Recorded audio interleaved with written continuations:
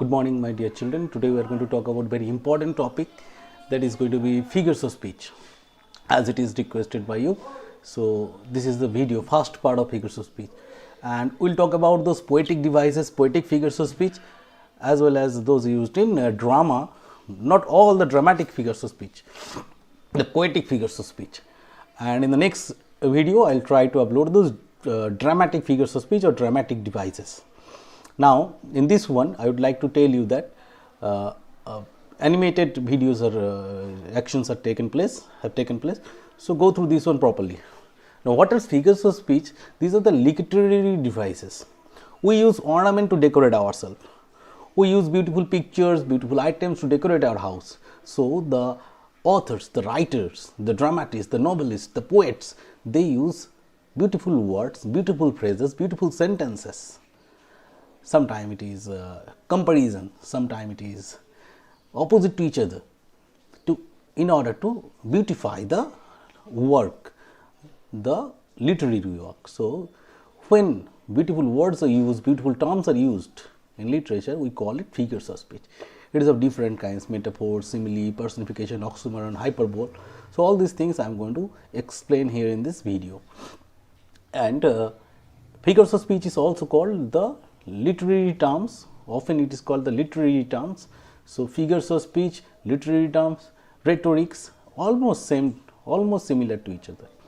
So go through this one and pay attention and write down everything that is going to be displayed in this video. Thank you very much, dear. Go through.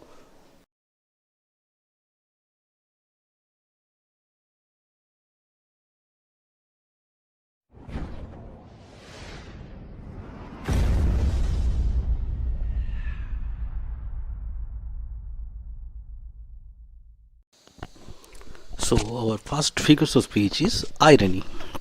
Now, irony can be defined as when the actual meaning is the complete opposite from the literal meaning, or sometimes what we expect, it happens just the opposite. It is written contradicting actual and literal meaning. Now here first one is verbal irony, second is situational irony, and dramatic irony. Verbal irony, as you can I can say in bad situation that I am fine, but actually it means I am not that fine. Situational irony, it exposes a situation, just like one man is saying that his butterfly days are over. That means his holidays are over. It is not that he is no more a butterfly. And dramatic irony, that is related to comedies or tragedies. Irony can be funny, but it is not at any means. All the time you don't expect ironies to be funny. Great ironists like Shakespeare, Jonathan Swift, Jane Austen have written some great works. Irony is basically for dramas and stories. Second, we are going to talk about alliteration. That is very important part, very important figure of speech in poetry. It is the repetition of an initial consonant. Just like seashells by the seashore. Here you can see the repetition of the term of the letter S. So it is going to be an alliteration. Just like whose woods these are, I think I know. Whose woods? This is also an example of irony. Second, I am going to take the reference from The Raven by Edgar Allan Poe. While I nodded, nearly napping. All three are initially the letter alphabet, and it is the consonant sound. So it is going to be alliteration. Here Peter Piper picked a peck of pickled pepper. So here all the P are confirming an alliteration. Then Anomalotopia. This is the use of word that imitate the sound associated with the object or action they refer to. Bang bang into the roof. I know you want it. So this is taken about the sound of the roof. Boom, bedroom, boom, boom, bedroom, boom. Baby, he got the super bass. So this is also an example of onomatopoeia. Tick tock on the clock, but the party don't stop. So here the sound is being referred. Third one is knock, knock, knock the door. This is also a sound. So onomatopoeia is basically related to the sound produced by different objects or incidents. The use of words that imitate the sound associated with the object or action they refer to. Now here we can see the sound of the car, honking of the car. So honking of the car is the onomatopoeia, not honking, honking of the car. Many more examples we have in our real lives. Second one, as you can see, the leaves. The sound of the leaf you can get here. So you tell me what should be the sound of the leaves called. And you can see the buzzing bee afterwards. The onomatopoeia, example of onomatopoeia is buzzing bee. So the sound is being referred here. So whenever it is related to sound, it is onomatopoeia. Then we'll have one of the most important one, that is called personification, a type of figurative language that assigns human-like qualities to non-human things. It looks like the non-human thing is going to be like a human thing or human activities. Just like sometimes trains are compared to she or he. Now the book spoke to my heart. The book is non-living, but it seems like books, a human or a living part, is talking to me, to my ears. So here the book spoke to my heart is an example of personification. In Merchant of Venice also you could have find such a term. You could have found such word, just like fly by her open wings. Her means here the ship. The ship is compared to a lady. The lemon juice attacked my taste bud. Attacked. It is basically related to living object, especially human. Human beings attack the opponent. The enemy attacks the opponent. So here attacked is the term that is giving this lemon the like or the human type status. So this is an example of personification. So personification gives status, living status to non-living things. In Merchant of Venice it is used in plenty. It is found in drama, poetry as well as in story. The sea was nice and calm. Now basically a human being can be nice and calm, but here the sea seems to be like a human. So it is obviously an example of personification. So personification refers to what? Giving status to giving living status to non-living things. Now next we are going to talk about metonymy and synagogue. Now the former device makes a substitution. Now look, it is a match. I am giving a memory device. Metonymy begins with M, so does match. We will go for further example to get it cleared. Metonymy and synagogue are not that important. With synagogue, a small part represents the whole. That's another memory device. Synagogue starts with S, so does small. Here is an example of synagogue. A child shows know the ABC. Here ABC, that is the small part that represents the entire alphabet. That means A to Z. A child should know A to Z. Another example of synagogue, I feed many mouths at home. Here written, it means my salary supports many family members. I feed means my salary supports many members in my house. So one term mouth represents the entire family. I wear glasses. A person actually wears spectacles or eyeglass. Glass is a part. He is not wearing only glass. A frame is also needed. It is an example of synagogue. But what if the lens are plastic? The two devices are related. I have read definition that cites something as an example of one. Consider lend me your ears. It means pay attention with your mind. But ears are involved in this metonymy synagogue. I have seen it cited as an example for each.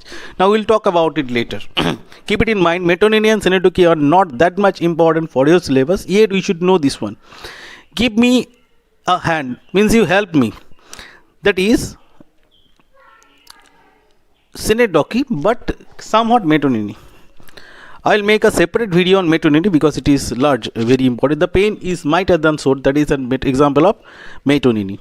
So further example you can pause there and go through. Now very important one is oxymoron. Two opposite texts seem to contradict each other, or the two opposite terms got juxtaposed. That means placed one after another. Just like open secret. How can secret be open? Pretty ugly. That means almost ugly. Now pretty opposite term, ugly, these two are opposite term. Just like crocodile's tear. Now, jumbo shrimp. Jumbo shrimp is small shrimp. They are called jumbi. How can it be? Catfish. How can a fish be cat? These are the opposite terms. Larger half. Give me the larger half of the bread. How can it be larger half? Only choice. Choice means I should have plenty, but how can it be only? Virtual reality. Now it is already virtual, then it is called reality. Act naturally. How can a person act naturally? So these are the example of oxymoron. And this is the figure of speech in which two opposite ideas are juxtaposed, not two opposite words. Man proposes, God disposes. Proposes and disposes, you can see, related to man and goat.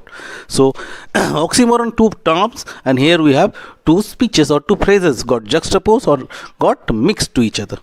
So this is the basic difference. Many are called, but few are chosen. So it is not about word. There we have seen that open secret. Two words are juxtaposed. Here two statements are juxtaposed. Speech is silver, but silence is golden. Two opposite speeches are juxtaposed. Epigram. An epigram is a brief saying with contradictory ideas which excites surprise and grabs attention. An epigram, so surprising term it will be. The child is the father of man. We read in William Wordsworth poetry. So the child is father of the man. This is obviously very contradictory, very shocking term. So epigram is more than oxymoron, is far more interesting and surprising than oxymoron. Art lies in concealing art. So these are the terms which evoke in us a kind of surprise. So epigram is far more higher and far more stronger than oxymoron. He makes no friend who never made a foe. Full rush in where angels fear to tread. Hyperbole, very, very important. Is figure of speech where an exaggerated statement is made in order to emphasize a point.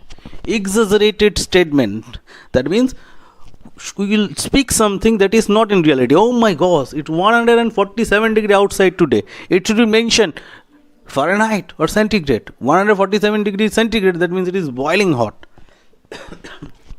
So it is exaggerated. Example 2. I have not seen you since dinosaur's age. That means for a long time. Dinosaur's age means millions of years. Actually, the speakers want to say, it has been a long time I have not seen you. So it is also exaggerated. So hyperbole is exaggeration. Next. Now we are going to talk about the function of this one. Emphasis. Get your point across. Attract attention. Obviously to attract attention. To make the point clear also, we sometimes use this type of thing. And third one, if we look at, as it is not mentioned, I am going to tell you one more thing, that hyperbole basically used by the poets. In you will find these things in daffodils, where the poet says, the 1,000 I saw. 1,000 daffodils he did not count. 10,000 daffodils he did not count. Strong feelings you have to create strong impatience, and obviously the statement is going to be far more attractive to the readers. So in many poetry you will find this one, whether it is going to be Shopping by Woods by Robert Frost, or next, what do you have in this bag? Bricks. The bag is extremely heavy. So it is said that bag is you are carrying bricks in your bag. I'll come to you by moonlight, though hell should bar the way. Taken from The Highwayman by Alfred Noyes. I'll come to you by moonlight. No one can come using moonlight, by making moonlight as a vehicle. So it is also an example of hyperbole. Keep it in mind, hyperbole is massively used in English literature. Nothing will stop him from coming. Nothing means what? That means nothing can stop him. So it is also exaggerated. Nothing means no one. That means that is zero. Next, Stopping by Woods, the line I can remember, that the darkest evening of the year. The poet mentioned the darkest evening. He did not know whether it is darkest or not. Example 5. It is so cold outside as a polar bears wearing jacket. That means it is extremely cold outside. If polar bears wear jackets, that means what? The cold outside is extreme. So instead of mentioning that it is very cold, it is mentioned that polar bears wearing jackets.